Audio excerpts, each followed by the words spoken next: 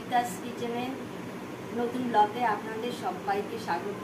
এখন বাজারে অনেক প্রচুর তাল উঠেছে, একবারে পাকা একবারে রস বেরোচ্ছে, এত তুলতুলে পাকা। এই পাকা তাল দিয়ে আর এই নারকেল দিয়ে আমি তাল কদম বানাবো আজকে। এবার তালটাকে ছুলে নেবো, তার জন্য বোটাকে ছাড়িয়ে নিলাম। ছাড়িয়ে এই যে কালো অংশগুলো সব এভাবে ছাড়িয়ে নেব। আপনারা নিশ্চয়ই জানেন, তাও আপনাদের দেখিয়ে দিচ্ছি কি করে ছুলতে হয়। একদম নরম তুলতুলা তালটা। এই তালের আঠিগুলো এই যে আলাদা করে নিলাম, নিয়ে এই যে মাঝখানে যে একখানা আছে শক্ত অংশ, এটা ফেলে দিতে হবে। ফেলে ভালো করে এই তালটাকে ধুয়ে একটুখানি জল দিয়ে রেখে দেব। রেখে তারপর আপনাদের আবার দেখাচ্ছি। এবার তালের আঠিগুলো এই যে এইভাবে চিপে চিপে রস বার করতে হবে। আর এই যে ঝাঁঝরি একটা থালা নিয়েছি, এই ঝাঁঝরি থালাতে এরকম করে ঘষে ঘষে তালের কাঠগুলো বের করতে হবে। এই যে নিচ দিয়ে বেরোচ্ছে।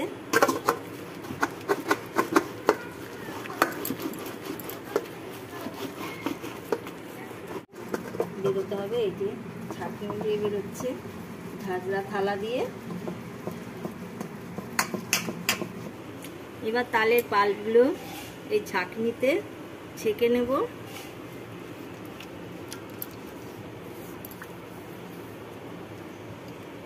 একটা তালে কতগুলো হয়েছে।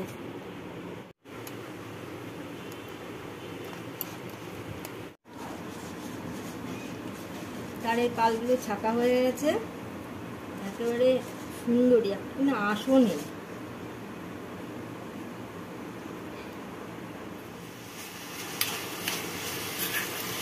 পুরটা তৈরি হয়ে গেছে। এবার একটু এলাচগুলো দিয়ে দেবো। এলাচগুলো দিয়ে দিলাম।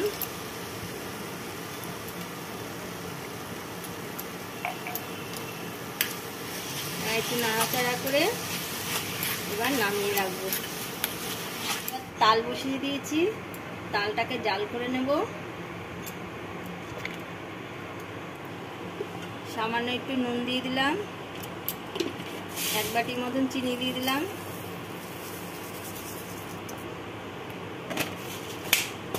এবার ভালো করে জাল দিয়ে নেব।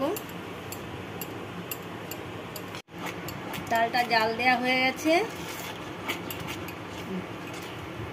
এবার তালটা নামিয়ে নেব। এবার কড়াইতে একটু জল দিয়ে দিলাম। কোনো ওভেনটা জ্বালাইনি, না জ্বালিয়ে জলটা দিলাম। দিয়ে এক বাটি চালের গুঁড়ো দিয়ে দিলাম। চালের গুঁড়ো দিয়ে এই চালের গুঁড়ো জলটার সাথে ভালো করে মাখিয়ে নেব। সামান্য একটু নুন দিলাম।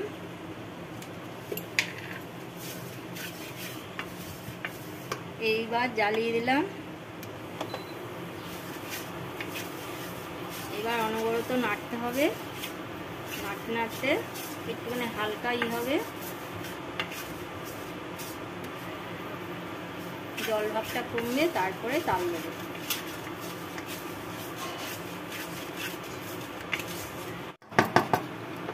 দেখুন চালের গুঁড়োটা একদম ঝরঝরা হয়ে গেছে। এবার যে তাল জাল দিয়ে রেখেছিলাম, সেই জাল দেওয়া তাল দিয়ে দিচ্ছি। দেখে দেখে দিতে হবে, সব একবারে দিলে হবে না। দেবো আর মাখাবো, যেরকমভাবে নাড়তে হবে। নাড়তে নাড়তে একটা ডো তৈরি হবে। এই যে ডোটা তৈরি হয়ে গেছে, আর তালও লাগবে না, খুব সুন্দরভাবে হয়েছে ডোটা। এবার নামিয়ে ঠান্ডা করে ভালো করে আটার মতন ছেড়ে নিতে হবে। এই ডোটা একটু চালের গুঁড়ো দিয়ে একটুখানি এইরকম ভাবে ডলে নিয়েছি। এবার এরকম গোল গোল করে পাকিয়ে নিয়ে তারপরে ভেতরে পুর ঢোকাবো। আগে গোল করে নিই। এই যে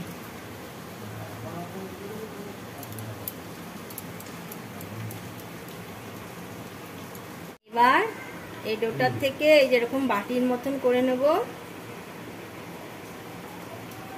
বাটির মতন করে এই যে পুরটা করেছিলাম নারকেলের, সেই পুরটা দিয়ে দেবো।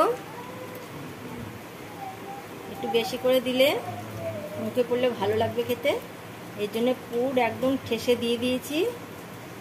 এইবার এইরকম করে মুখ মেরে দেবো, মেরে আবার গোল করে দেবো।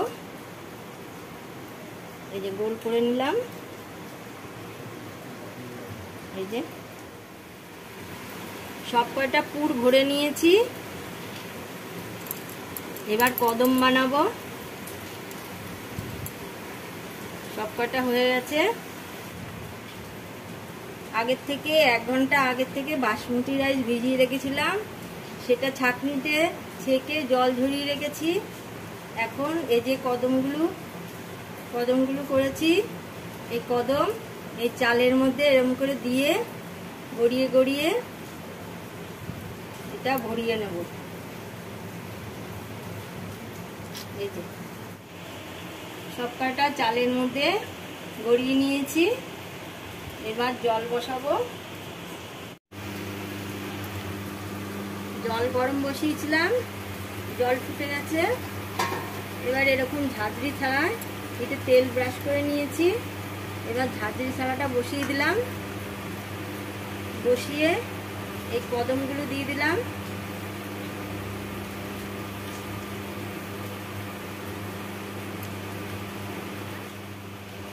ঢেকে রাখলাম 15-20 মিনিটের জন্য। মাঝে একবার দেখে নেব।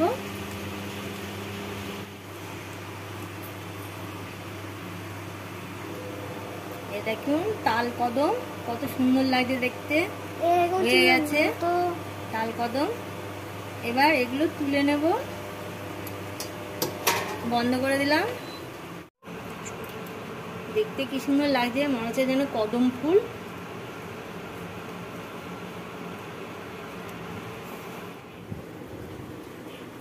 এই যে আমি যেভাবে তাল কদমটা করলাম, আপনারা প্রথম থেকে শেষ পর্যন্ত দেখবেন, দেখে আমার চ্যানেলটাকে সাবস্ক্রাইব করবেন, লাইক কমেন্ট শেয়ার করবেন, সবার সাথে শেয়ার করবেন।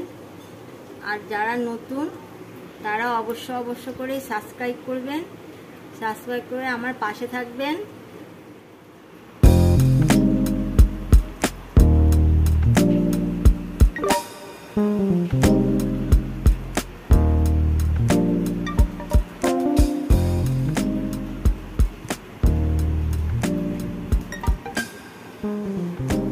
এই যে দেখে মনে হচ্ছে না গাছ থেকে কদম ফুল তুলে নিয়ে আসলাম।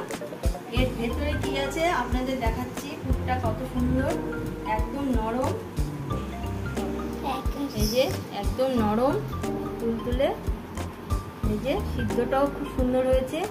এই যে ভিতরে নারকেলের পুরটা কত সুন্দর হয়েছে দেখতে, খুব সুন্দর লাগছে। মনে হচ্ছে যেন কদম ফুল গাছ থেকে কদম ফুল তুলে নিয়ে এসছি। এখন তো আমাদের এখানে কদম ফুল গাছ নেই, তা নাহলে আপনাদের কদম ফুল দেখাতাম। আমার এই কদম একসাথে দেখিয়ে দিতাম, কেমন লাগতো দেখতেন। না ভাই একটু মুখে দিয়ে রাখো কেমন লাগছে।